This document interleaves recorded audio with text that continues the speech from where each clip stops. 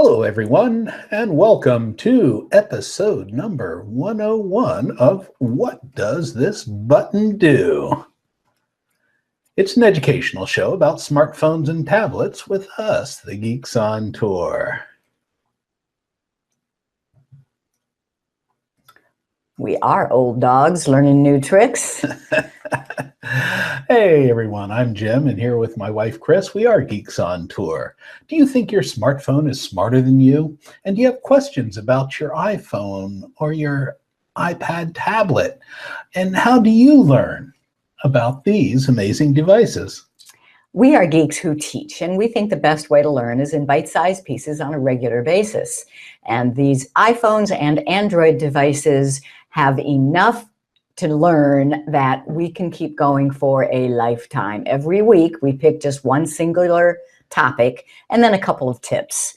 And you can watch every week, or on our website, all of the content is collected there, and you can search and find just what you're looking for. So, Chris, where are we now? We're at home in Fort Lauderdale. Look at that beautiful scene. That's just on our morning walk. So the on-tour stuff isn't touring so much. Not touring this month. This month, okay. And it is great to be here. So today's show, we do all these shows in three parts. We have a starting tip, deep blue. Then we'll do our beginner's lesson, setting up a new phone. And an ending tip, we're going to talk about dash cams. If you have questions during the show, when we're live, use the YouTube chat window. And by Wednesday, this should be posted at thebuttonshow.com. So just check it out there, and you can always leave comments once we go live. Okay, and we do invite you to become a member. If you become a member at Geeks on Tour, you get a lot of benefits. Just go to our webpage and click on Become a Member. Quick tip. The quick tip is Google Photos had an update last week, as they do almost every week. That was a big one last week. This one was fairly big. It really changed the editing features. And I just want to show you one tip about the editing. One of the most fun new editing features is called Deep Blue. So I want to show you that. Okay.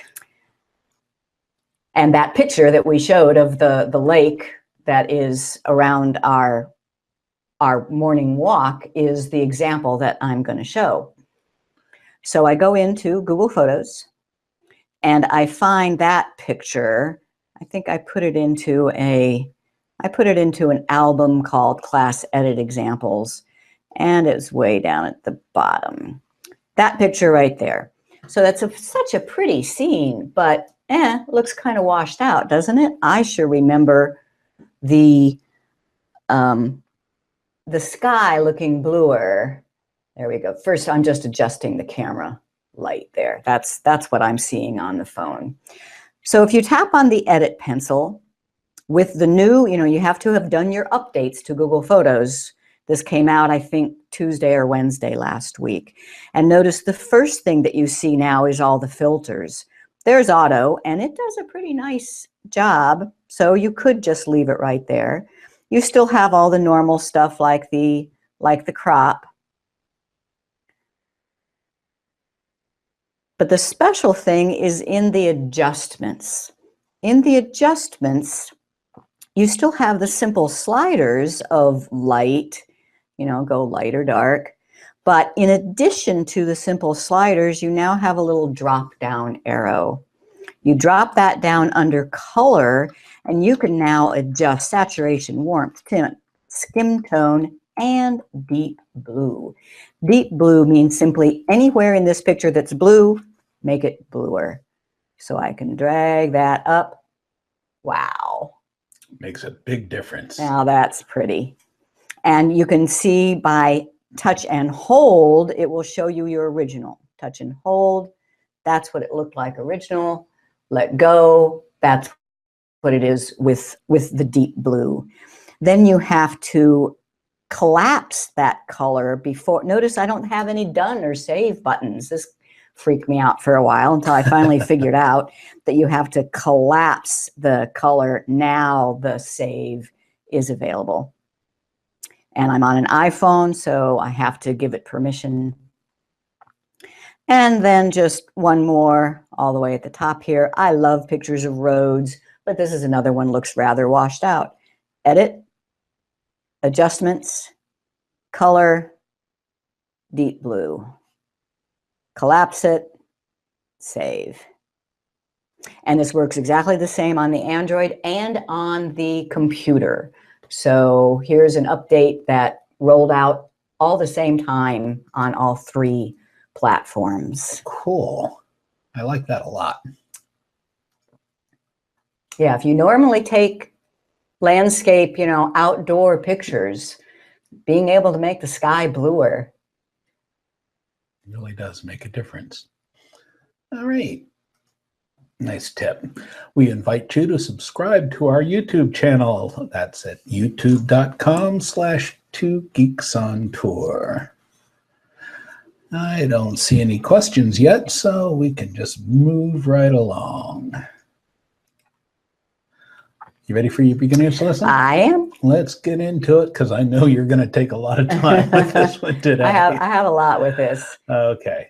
So it's about a new phone, right? Yeah, if you get a new phone, or let's say you're giving a new phone to a friend or a family member and maybe they need you to set it up, I want to have people please watch this whole episode this time. If you normally just watch the iPhone part or just watch the Android part, in this episode, I think it's really important to watch the whole thing, because our main point is we want you to set up so that it doesn't matter whether you're on an Android or an iPhone. So you need to see the whole thing in order to get that concept. So I encourage you to watch this whole thing instead of just the one part. I am going to do this on both. I used both my old iPhone and my current Android. Boy, the sacrifices I make for this show. I did a factory reset. I've actually done a factory reset 2 or 3 times this week to get the practice with it. But these are factory resets. So as if I just walked out of the store. In fact, maybe even cleaner than if I just walked out of the store, because at the store, they would set up a bunch of things to do with the store. So my Android, for example, is a Samsung that I got from Verizon. I want to make sure that I am not locked in to Samsung or locked in to Verizon. So I just say no. Just say no to every time it asks you, well, don't you want to set up your Samsung cloud? Don't you want to set up your Verizon cloud? As an additional cloud, maybe at some time, but generally, no. We want you to set up just the Google Cloud on both iPhone and Android, so that you don't get locked into a type of phone or a brand of carrier. You want a setup that is cross-platform. That's what it's called when it works, when something is the same on an iPhone, an Android, or a computer. And the way you do that with a Google account. Google account is the same on iPhone, Android, and computer. So you're not storing your contacts on the phone. You're storing them in your Google account. You're not storing them in iCloud, not Samsung, not Verizon. You're storing them in your Google account. So this is our way. There's a lot to know about setting up a phone, and you can do it any way you want, but we are here to promote our agenda this time. And our agenda is that we want it cross-platform using your Google account and all Google apps. Our goal is for you to not have any worries. Lose your phone, don't lose your stuff. If you've set it up so that all your stuff is in your Google account, then lose your phone, you still have your stuff. Don't want to use your phone all the time? All your stuff is accessible on a computer. Accounts is what it's all about. Now, on an iPhone, you have to have an Apple ID. So you do have to have an Apple account. Mm-hmm. But for the critical data, which I think are contacts and photos, we recommend you store those in your Google account, not in your Apple account. But you do have to have them both. And in order to set up a phone, you better know what they are. And know those passwords. You have to know the ID and password for your Apple ID. If you're setting up an iPhone, you need to know your Google account and password to set up a Google account, a Google phone, an Android phone. And I think the best way to confirm usernames and passwords is to try to log in on a computer's web browser, and we will show you that. When you set up a phone, it is recommended that you set up a lock screen, but it's not required. So if you're setting it up for a friend, you can leave it so that they don't need a password to open up the lock screen until they get it, and then you can agree with it together. And that can be a code, 4 or 6 digits, or a pattern, or a fingerprint. On a lot of phones these days, they do the fingerprint. I like the fingerprint. Mm-hmm. So we talked about this in episode number 2, and if you check out episode number 38 for in case of emergency info, we had some stuff on there too. Right. Go back and review those episodes for good stuff on lock screens. All right. So the essentials. If you're setting up a new phone for a friend, we think it's essential that you get contacts and photos right.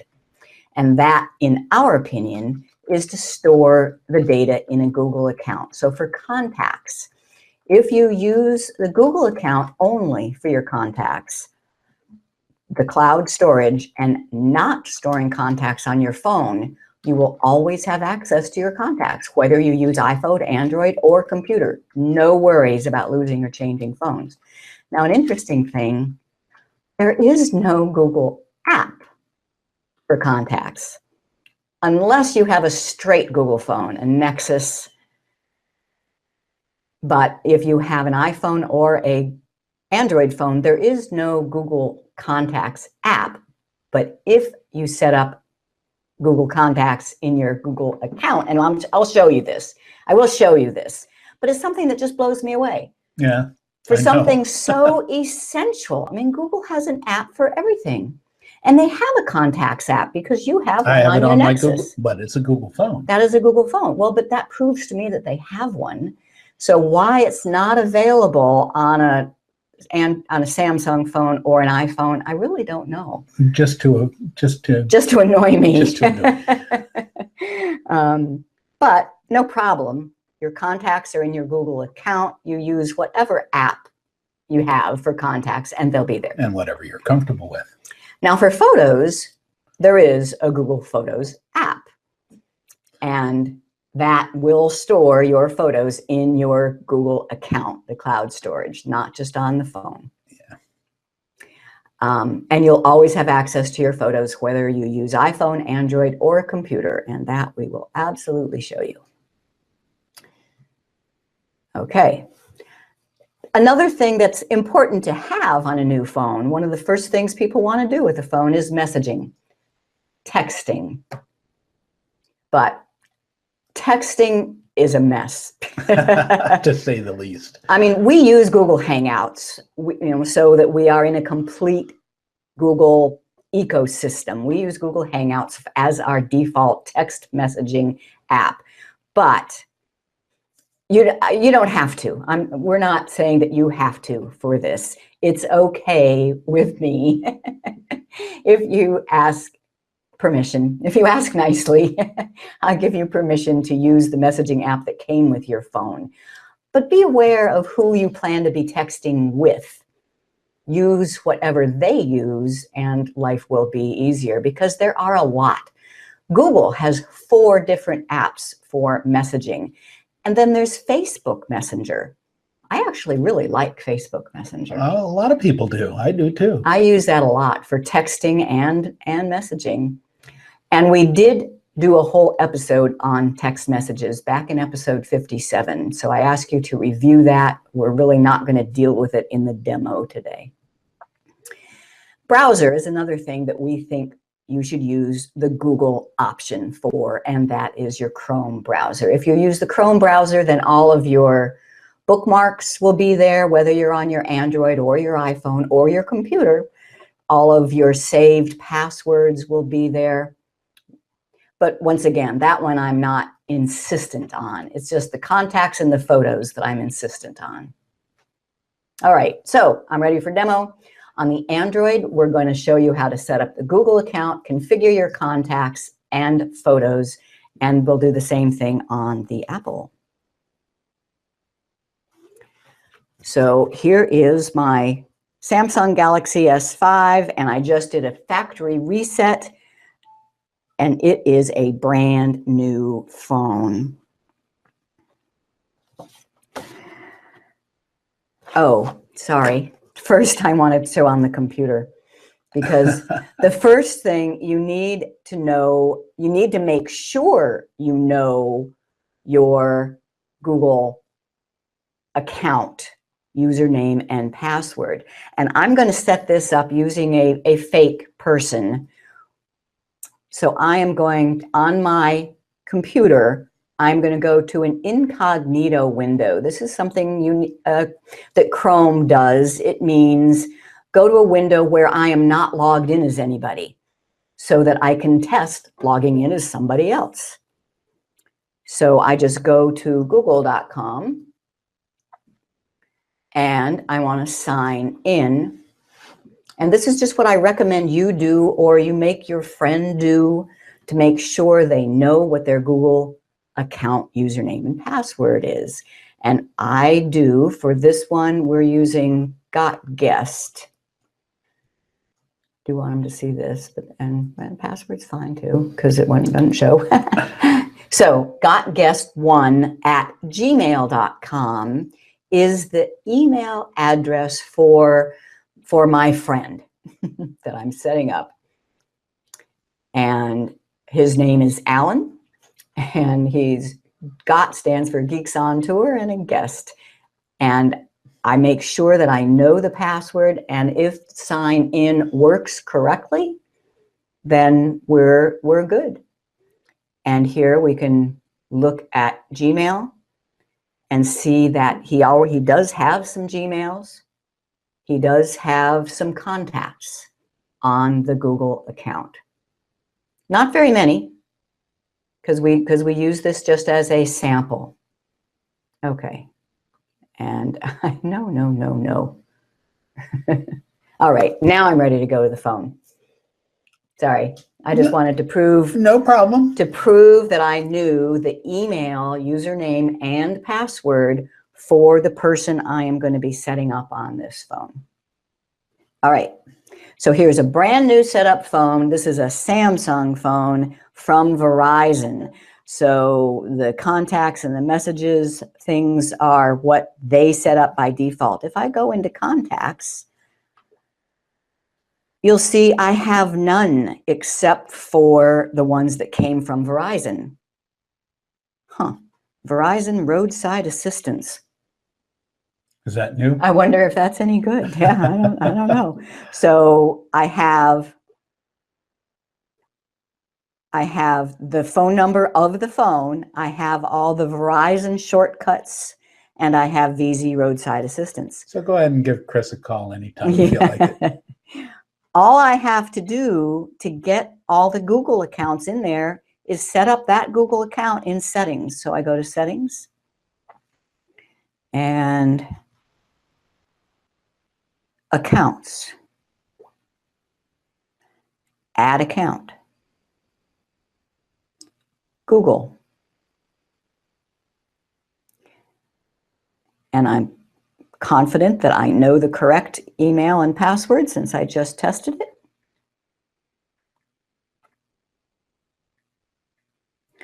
And it is an @gmail.com.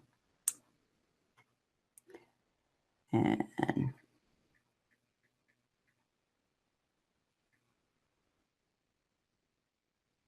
hopefully I typed that in without an error. Looks like it. And accept.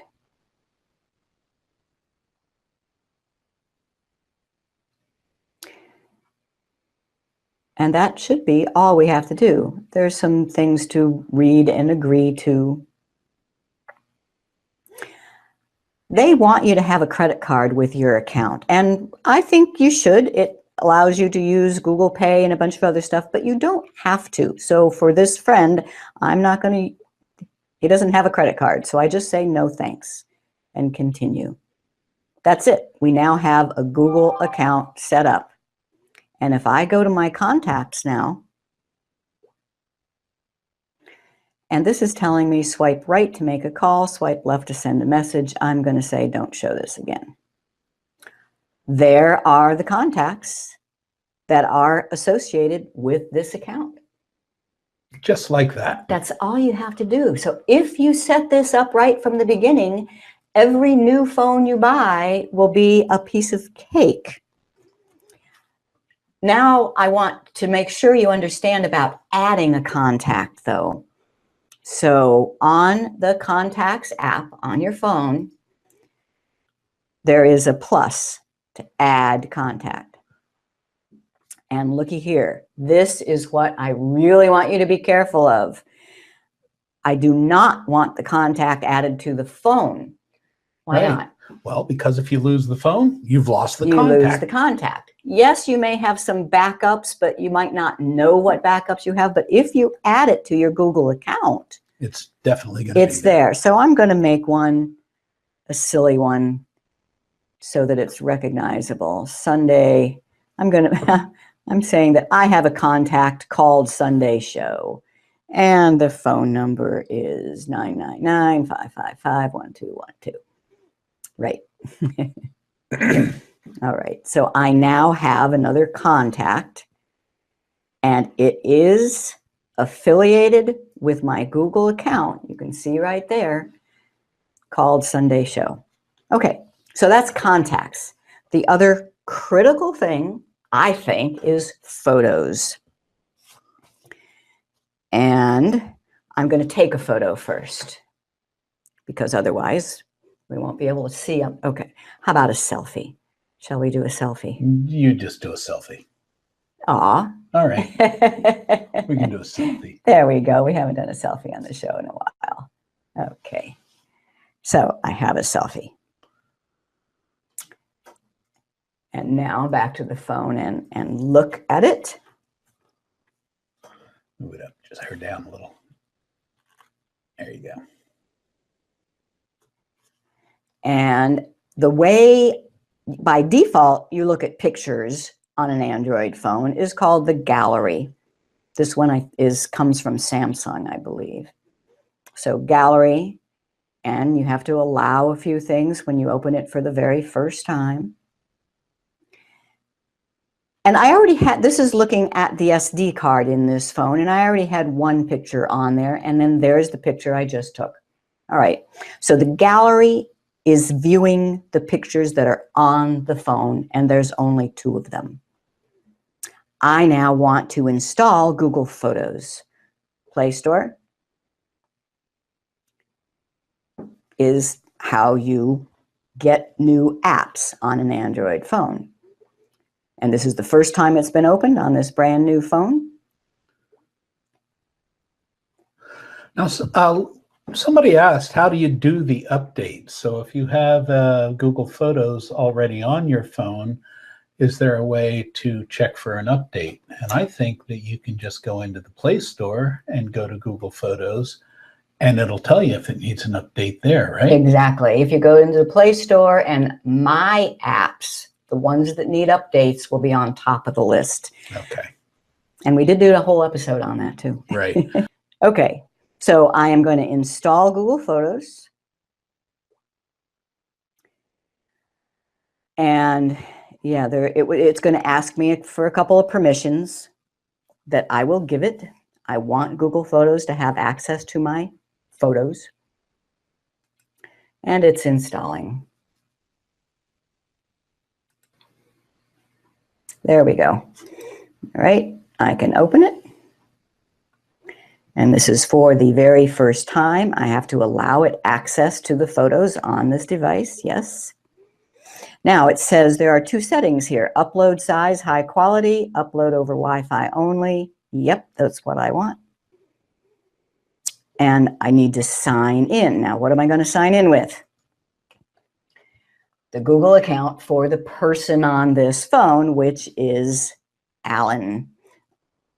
Email is gotguest1@gmail.com.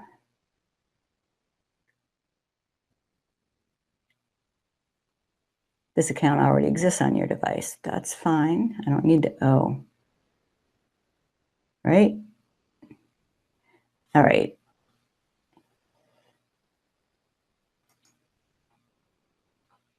I need to back up. I apparently went into something.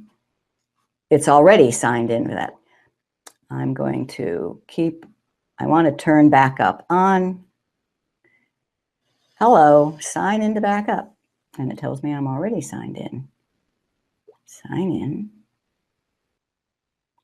Photos requires the latest version of Google Play. Oh, that's what it is. Ah. That's what it was. There's something, because this is a brand new setup, they said Google Play isn't up to date, therefore they can't update this. Google Photos isn't up to date. Therefore. And setting up a phone is a lifelong task, actually. I mean, this beginner's lesson today is just showing you you will never be finished setting up your phone. Yeah. Setting up and resetting up and updating and getting new things and removing old. But we just think that photos and contacts are the most important to be using Google. No, we've got to get through this. You've got to see this. Maybe if I force quit photos and force quit that. Okay, so I force quit, making it start over again. Sign in. Sign in. Alan got, okay, now it's getting the message. Okay. That didn't take too long. What do people say? It makes them feel so much better. Yeah, Bill says, surprise, Chris. when things go wrong on us, well, we do that on purpose. We just want to make you feel better. That's why we do it. So look at all these photos. Where'd they come from? Where'd they come from? I know. They are part of Got Guest One account in Google. And Alan might not even remember where these pictures came from. They might have been from Picasa or from some old phone, but they are part of his Google account and he sees them all. Why? Just because I logged into Google Photos with that account. Whoa. That's it.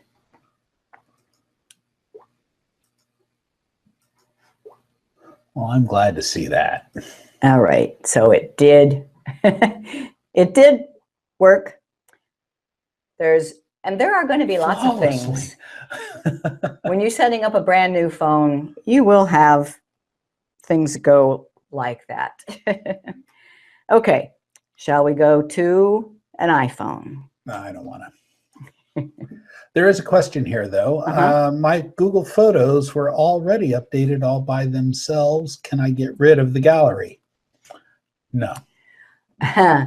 Interesting question. There's just really no reason to get rid of the gallery, and it is a pre-installed app that you can't get rid of. You might find that there are some things you can do using gallery that you can't do using Google Photos. You know, it's just having two apps that both see the pictures that are on your phone. Now, here is what I do, though. You don't want to just delete using your gallery if you're not sure that your Google Photos are backed up or copied to the cloud. Yeah, but once you know that your Google Photos have backed them up, you can delete the photos from your phone. Using the gallery. And you can use gallery for that if you want, or you can also use Google Photos. Sure. But what I do say is there's no reason for you to see the gallery app on your home screen anymore. You can move it somewhere else. Right. So let me show you what I mean. What I mean by that. Okay, let me go over there then.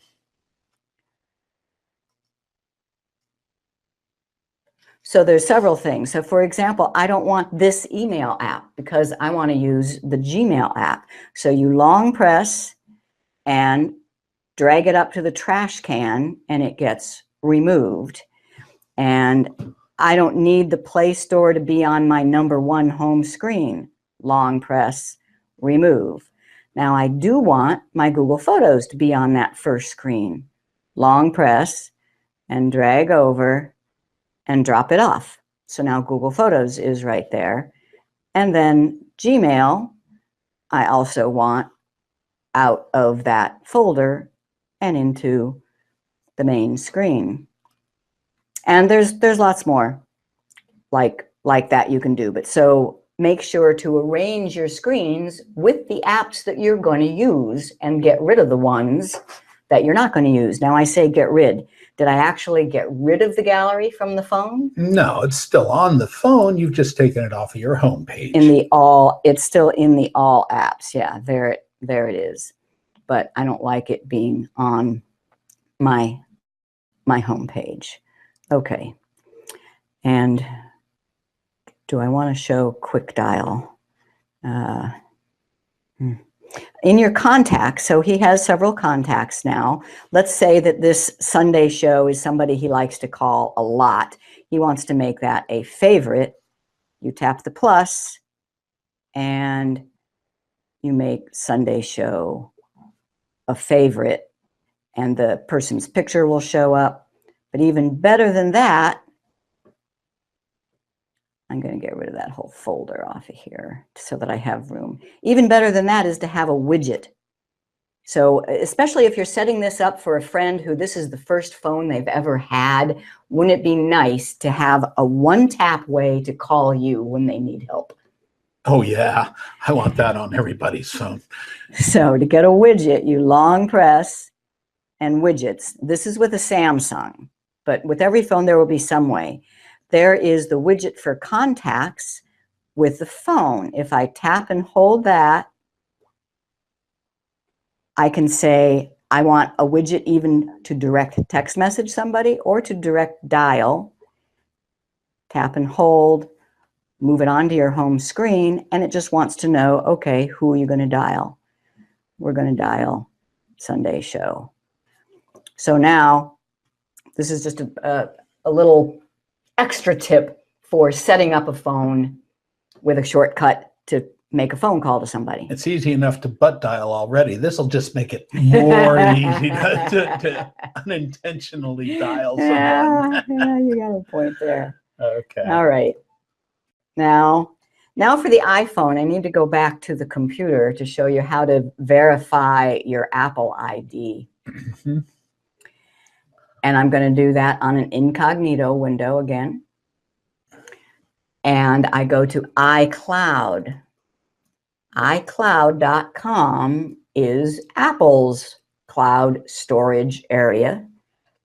And Alan also has an Apple ID that is GotGuest1, but it's at iCloud.com.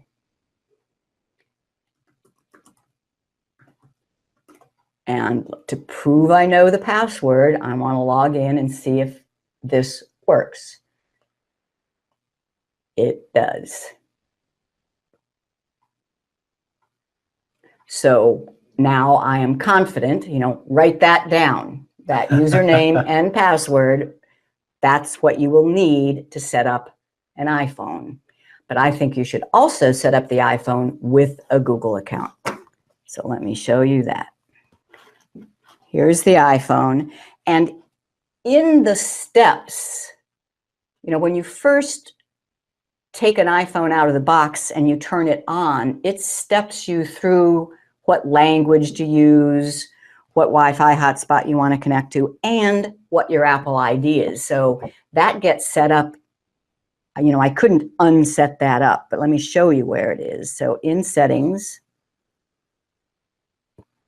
In settings, under iCloud, there is Alan Got Guest is all set up.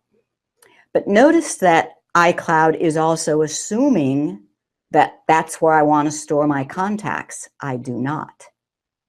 So I turn that button off, and now it's assuming that I already have contacts on this phone. Do I want to keep them or do I want to delete them? I do not have any contacts on this phone. It is a brand new, clean, factory reset phone. So I can say delete from my phone. It doesn't matter.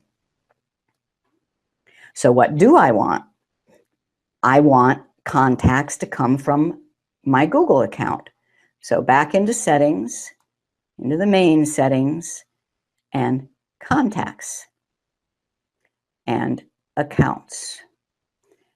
And iCloud is here, but because I already turned it off, it's not available.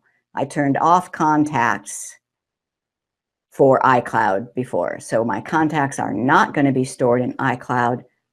I add an account for Google, and it is Got Guest.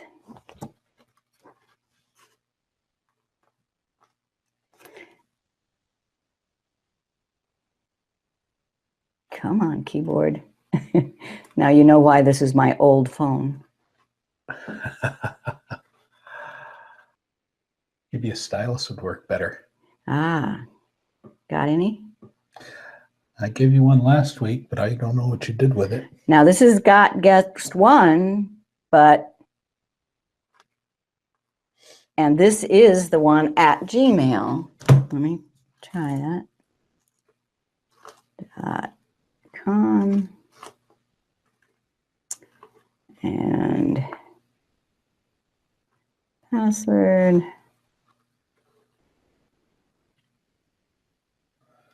And hope for the best. Now it's saying that my Gmail account will get mail, contacts, and calendar. If I go to my contacts, which are buried in this extras folder, and there are no contacts, that's not right. Did this not get it? Ah, I hadn't saved yet. Why didn't you tell me that? Because it's up too high, I can't see it. Oh, well. Okay. Yes, I did not tap the save. So now I have a Google account in my Apple iPhone's contacts. So when I go to contacts, there they are. Including, I really want you to notice, there is Sunday Show, the one that I just added on my Android. The second thing is photos. So let me show you Apple Photos. That's this flowery multicolored thing that just says photos. That is the Apple Photos. Just like the gallery on the Android. Right, right. This is the Photos app that comes with your iPhone. And there's next to no photos here except for some screenshots that I took while setting the phone up. And that one that I imported with the shadow. I'm going to go get Google Photos from the App Store. And yes, I like location services. I think they do good things, so I will allow. I am not going to set up family sharing now. Alan doesn't have any family. And I want to search for Google Photos.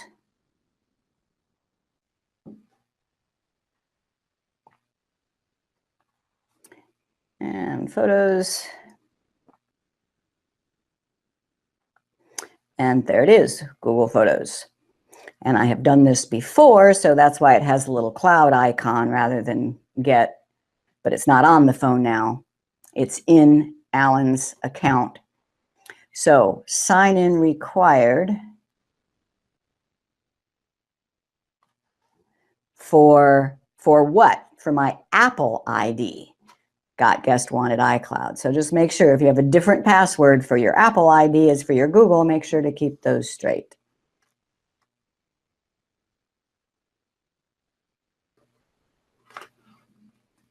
So what's it doing now? It's installing Google Photos. All right. Well, Chuck Parker had a question, as long as we're in there. Google Photos, how to delete duplicates and also how to prevent duplicates. Sorry, man. Well, it depends on what you mean by duplicates. There is no process in Google Photos to delete duplicates. And a lot of people are asking for it. Who knows? We might get it one of these days. So it's just a manual process. As far as preventing duplicates, Google Photos does a fairly good job at that. I mean, if you have the exact, if you upload from your computer a picture and then you mistakenly try to upload it again, it doesn't. So true duplicates. Now, if you've taken 10 different pictures of the same scene, those aren't duplicates. Those aren't duplicates. Those are just 10 pictures of the same thing. Okay, so I now have Google Photos installed on the iPhone. Wow, thank goodness. And as soon as I tell it what Google account, I should see all the same pictures that I saw on the Android. We have to give permissions. And here we have to sign in again. So where am I here? I'm still logging in to my Google Photos. And yes, I want backup and sync on. And high quality is correct. I don't need notifications right now. Leave off. Now this is just, it's just showing you a little bit of information about using Google Photos. Here's what I was going for. Wow. Just by using Google Photos and your Google account, we now have all the pictures that we had before from the Google account. We invite you to like us on Facebook. Just go to facebook.com/Geeks On Tour and like us. Our app of the week, I'm going to talk very quickly about dash cams. The dash cam that I use in the rig is called Daily Roads Voyager, and I really like it. There are other dash cams, there are a bunch of dash cams out there, but this is using an app on your, I use it on a tablet instead of my smartphone, just because it fits so nicely up there. But you could use a spare phone, or you could use your main phone as your dash cam instead of buying one of those dedicated dash cam units for your dash. If you really like it, maybe you will decide to go to a dash cam that goes on. But you're saying this is a way to just try out and see if you like having a dash cam. Yeah. I think so. Without buying one. Yeah. So I like this quote. Anyone who's been driving for more than a few weeks has a story to tell. It usually involves another driver doing something so mind-bendingly stupid that it takes all your willpower not to just pull off the road right there and scream. But so this is the video that's running here in the little corner is some dash cam footage that I took just going down the road.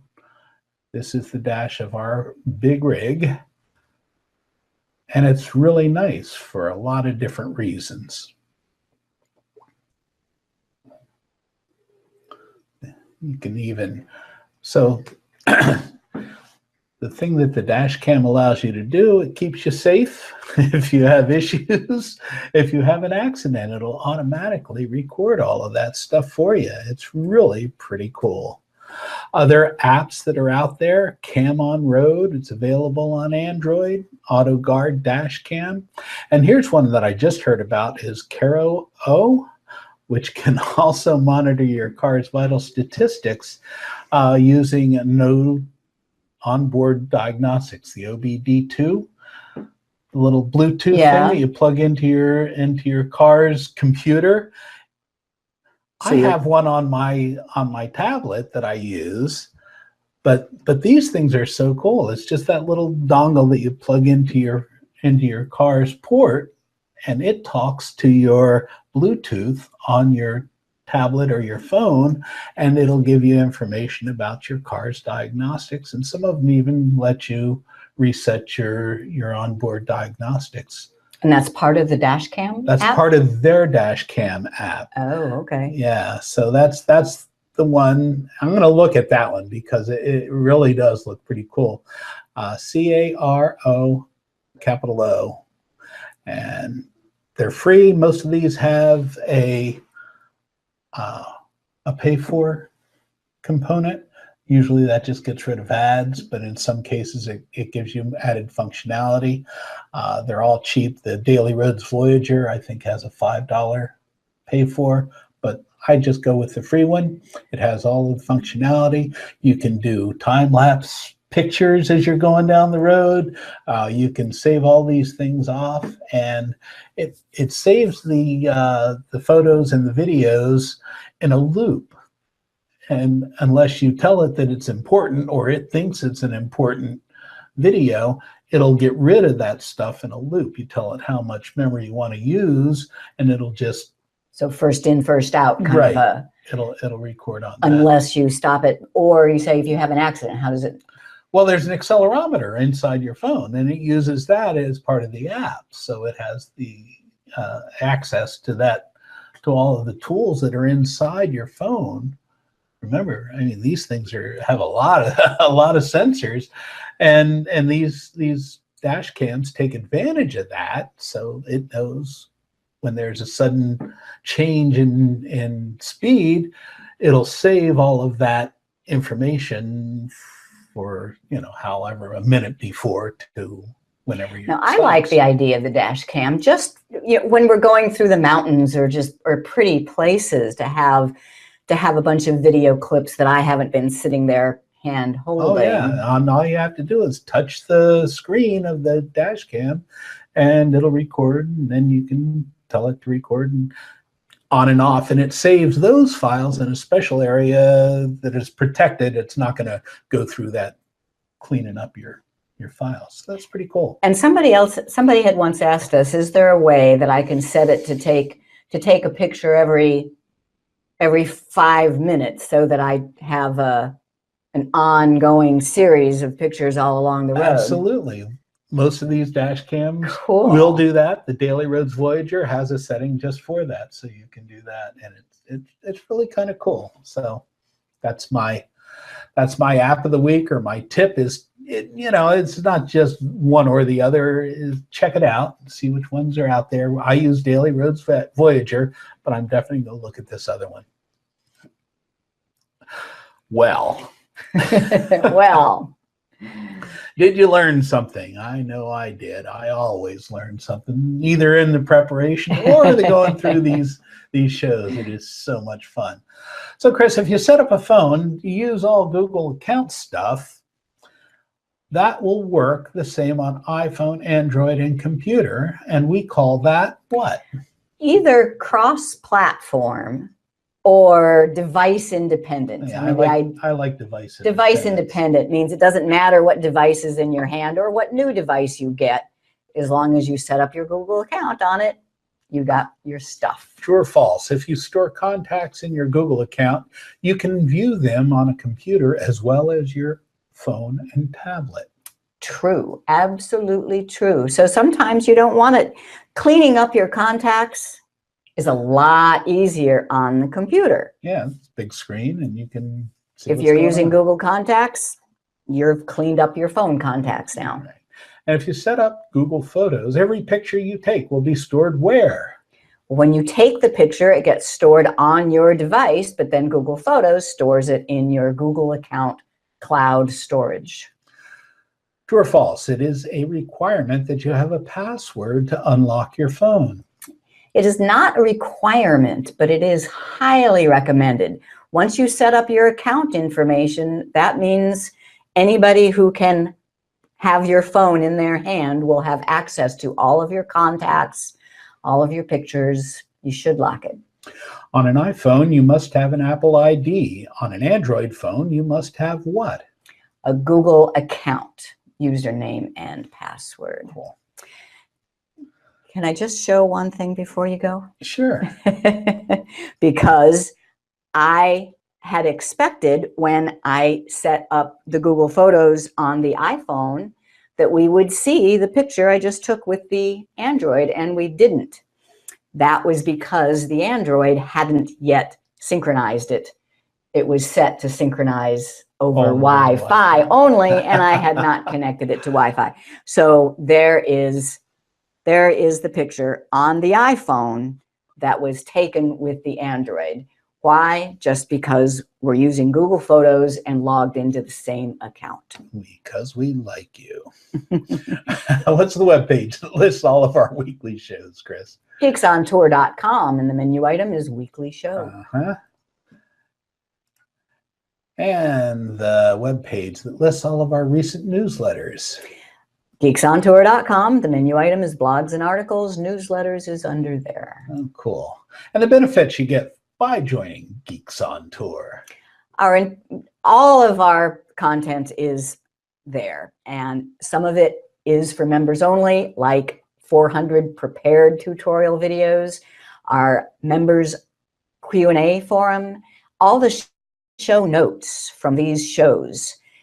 And the show notes give you some details that weren't even in the show because I write them up afterwards. And our Google Photos, our ebooks. Okay. I like it. Well, we do invite you to become a member if you go to geeksontour.com and click on the link that says Become a Member. Next show, well, it's going to be sometime November 27th. Oops, didn't change the title up there. All right, it'll still be at 2 Eastern Time. We're going to get Roger Hurricane Wilson on from his music studio. That should be a lot of fun. He's a neat guy, excellent musician. And an RVer. And an RVer and a computer geek. And a computer geek, which is why, we'll just be talking computer geek stuff, but we might get him to play a song for us. He has written a song called Home Sweet Home in My RV. So watch for the notification for our next show and let us know that you're watching while we're in there in the chat, and leave any questions there in the comments. All right, we're out of here. I'm Jim. I'm Chris. And we'll see you next time. Keep pushing those buttons. Yeah, keep pushing What's this button do? I don't know, but don't touch that.